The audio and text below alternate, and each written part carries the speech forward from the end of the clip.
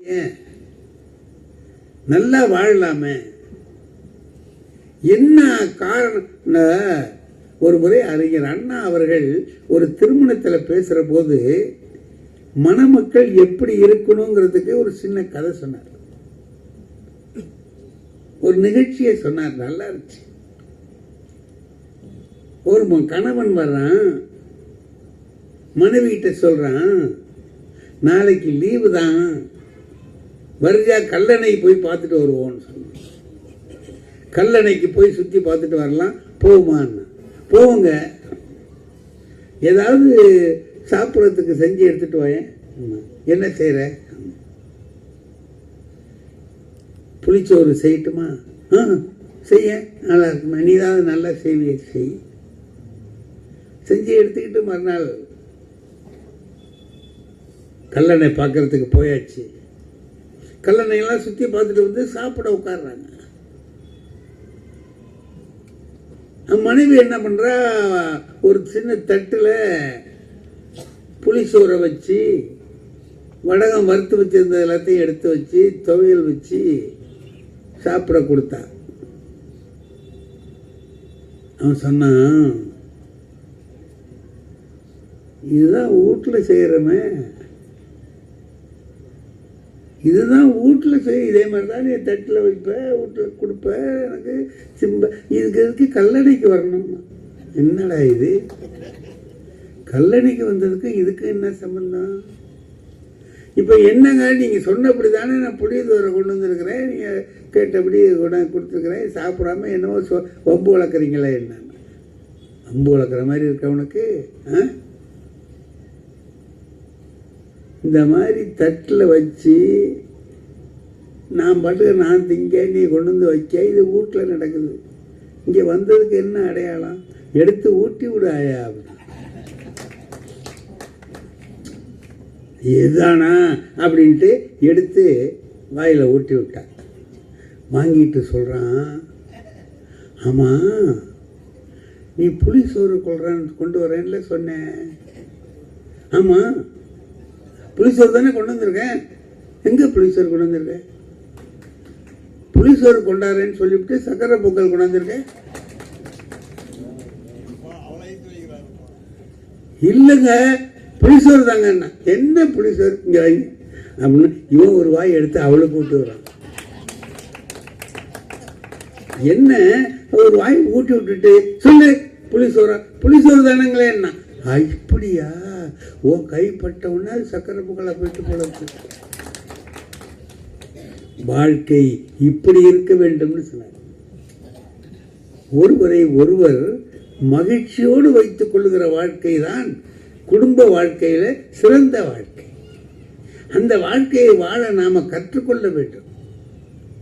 சும்மாவது ஒரு சின்ன சின்ன விஷயங்களுக்கெல்லாம் குற்றம் பார்க்க சுற்றம் இல்லைன்னா, கண் மலரில் கைப்படாதோ அப்படின்னு கேட்டார். கண்ணில் நம்ம கையை சமயத்தில் பற்றாதா? அதுக்காக கையை வெட்டி எரிஞ்சிட முடியுமா? ஏதோ குறைகள் இருக்கலாம். அந்த குறைகளை பெரிதாக நடக்காமல், பெரிதாக எண்ணாமல், அந்த குறையை போற்றி வாழக்கூடிய ஒரு உயர்ந்த குணம் நமக்கு வர வேண்டும் என்பதுதான்.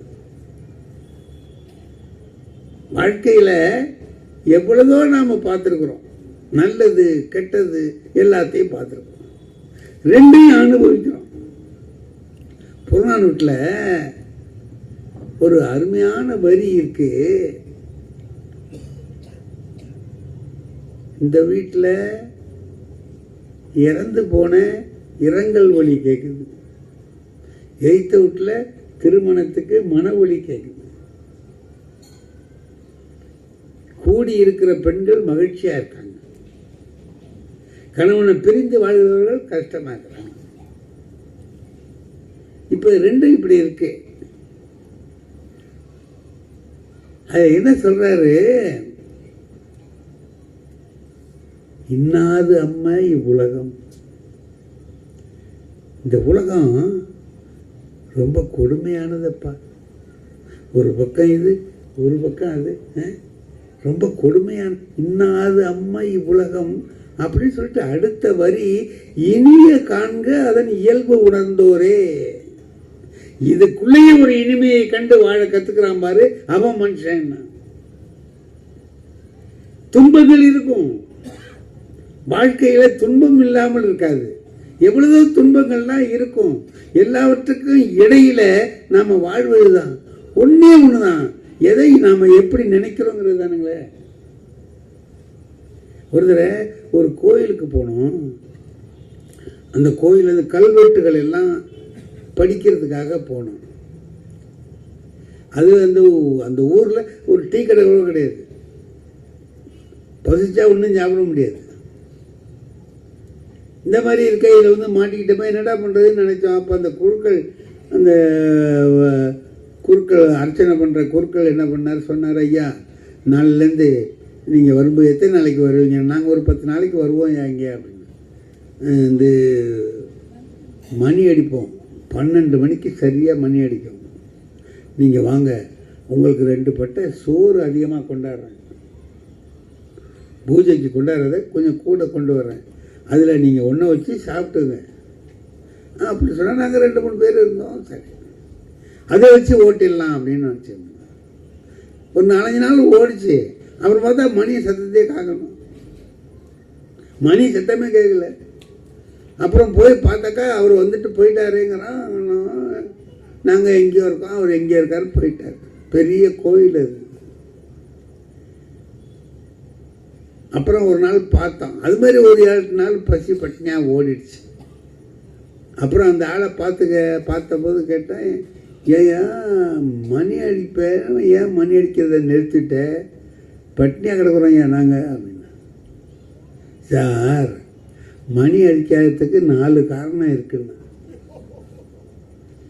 மணி அடிக்காததுக்கு 4 காரணம் இருக்குன்னா. என்ன 4 காரணம்? முதல் காரணம், இந்த மணியை மாட்டி தொங்க விடுற கொக்கி இருக்கு பாருங்க, ஆமாம், அது உடஞ்சி போச்சு. அது உடஞ்சி போச்சுன்னா விழுந்துருக்கும், அப்போ மணி அடிக்க முடியாது, அது சரிதான். அப்புறம் இந்த 2வது காரணம், இந்த இழுத்து அடிக்கிற கயிறு நஞ்சு போச்சு, அறுந்து விட்டு.